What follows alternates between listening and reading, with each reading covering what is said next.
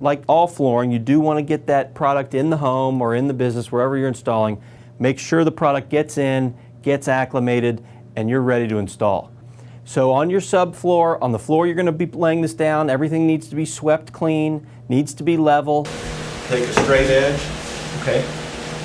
put it at different areas in the room to determine the flatness of the floor. Needs to be relatively smooth. You need to get any cracks out, fill cracks in, highs and low spots, make sure you've taken care of all those. Determine how many planks width-wise it's going to take, so that when we get to that end, we have at least a half of a plank.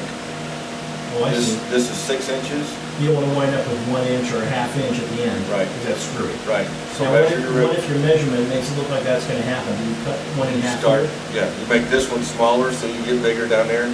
Okay. At least 2 inches or wider on a 6-inch plank. All right. Okay. You can go from left to right or right to left on this. Okay. And what we're doing, because this floor has to be anchored in by the perimeter, Right. is butting to the baseboard. Up against walls, you do have to fit it all the way to the wall in all directions. There is no 3/8 inch gap for expansion like we have with a typical floating floor.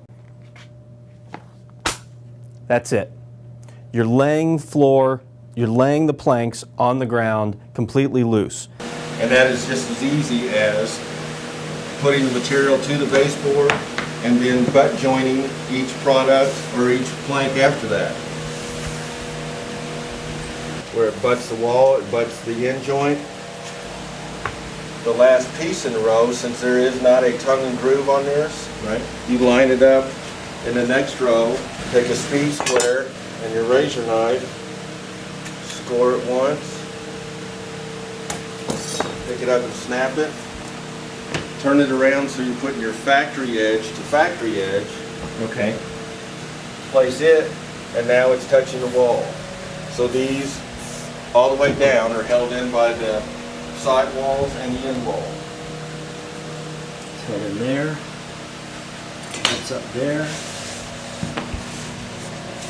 That's up there, and then you've got factory end and factory end, and over here, your cut goes up against the baseboard.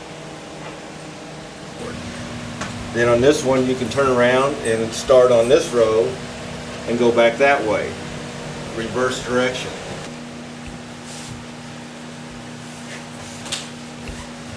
You want to achieve a stagger between this end joint and this end joint of 6 inches or greater.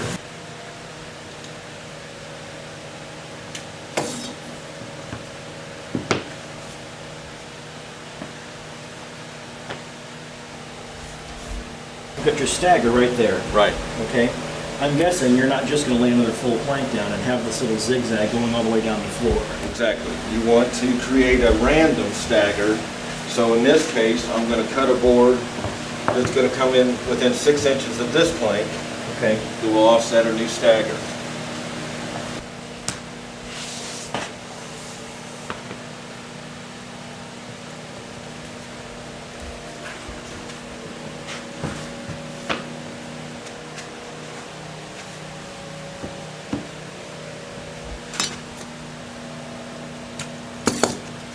Comes apart. Just rips apart. Okay.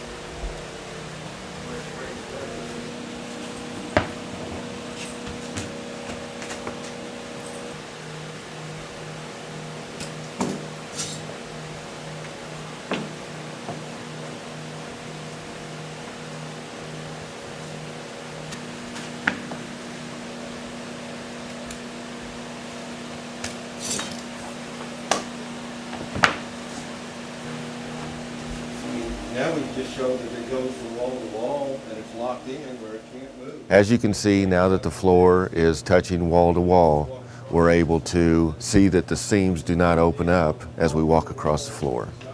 It's actually anchored in with the baseboards all the way around. No glue was used in this installation. It's just not doing a thing. The patterns on the boards, of course, like any other vinyl plank or laminate floor, there's only going to be 6 to 8 patterns in a series.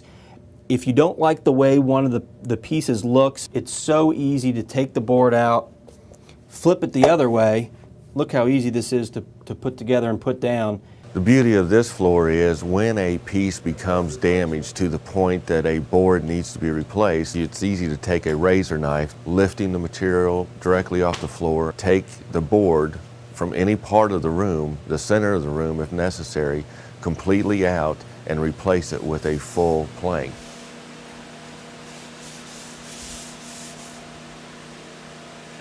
This is so easy to do.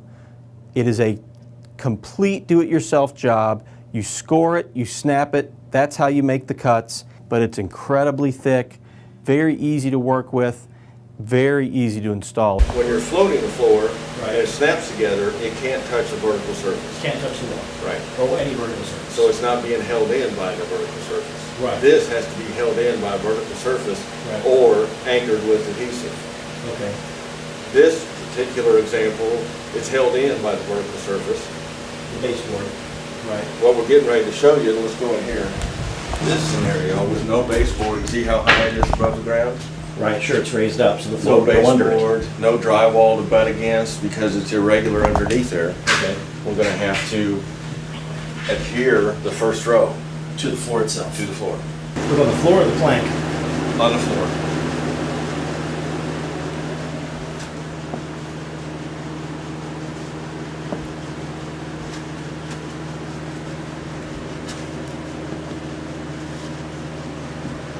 Now, is that just flat or is that, Small notch, and it will say on the bucket what size notch to use. okay.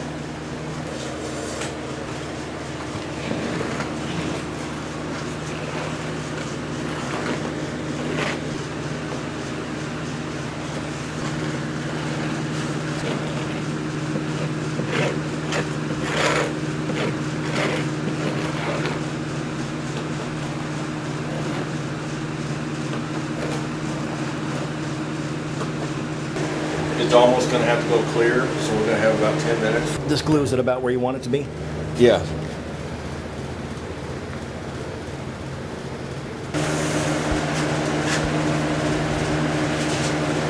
Now, Sean, how have you determined exactly where you're laying the plank? Well, on this particular start,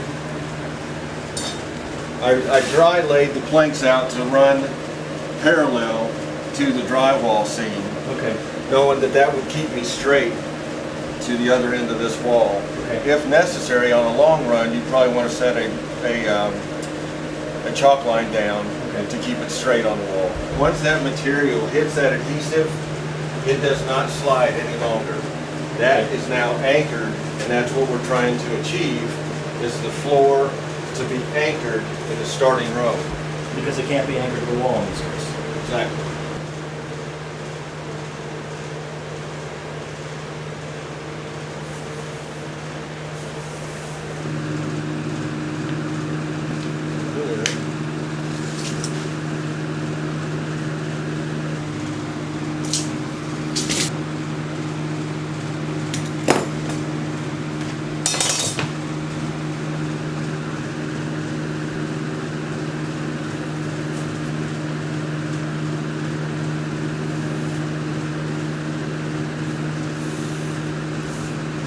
This material has already set up, and we're unable to lift this off the floor without actually prying a screwdriver underneath it.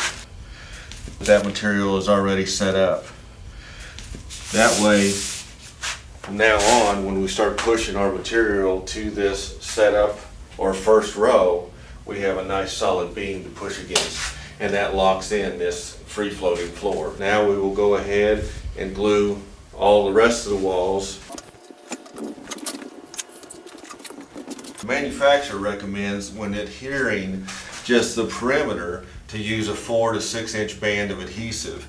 You can go larger than that, but a 4 to 6 inch band will be sufficient with this size of the plank.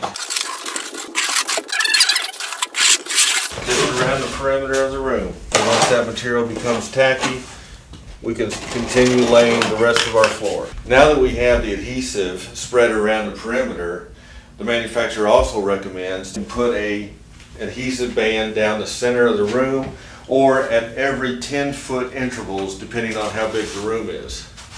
That gives you added support when keeping the material from sliding left to right or from front to back. It will not hurt the application to do this in any case, either doing it with the adhesive or doing it with 6-inch Gecko double face premium tape. Okay. But if you're doing the loose lay where you're boarding up against the wall, it's not required. It's not required, but it will not hurt. And this is going perpendicular to the way we were laying our planks. That will give us added strength and keep the material from sliding when you don't have anything around the edges to lock this in. The adhesive's doing it around the edges and in the center. Now, for someone who has a much larger room, are they going to want to go ahead and lay the whole stripe, or should they do it in segments based on? I would do it in segments. As much as you can lay and you work up to it, then spread another band of adhesive, give it about 20 minutes to get tacky and continue laying. Now that our adhesive is set up to a level that it's going to be tacky and the tiles will, or the planks will actually stay in place when we lay them in, we can continue laying the planks in the room. Being that this product doesn't have any tongue and groove, the only thing holding this together is the adhesive band around the edge, and at every 10-foot interval, and if we had a real strong double-face tape, we could do the same thing in this room also. You have a nice flat wall or baseboard to go up against, or you have glue around the perimeter of the room. That's essential, right? Yes, to keep the material from sliding and the seams and the gaps opening up. Right, and then what you can do, but you don't have to do, is the extra swath going across the middle of the room. Right. It's recommended, it's an option, but it's not essential in either case. That's right. Okay. It's an added benefit. In a bigger room, I would do it, and it does recommend on the box in larger rooms to go ahead and put a band down the center of a bigger size room Okay. at 10-foot increments. Okay. Yep.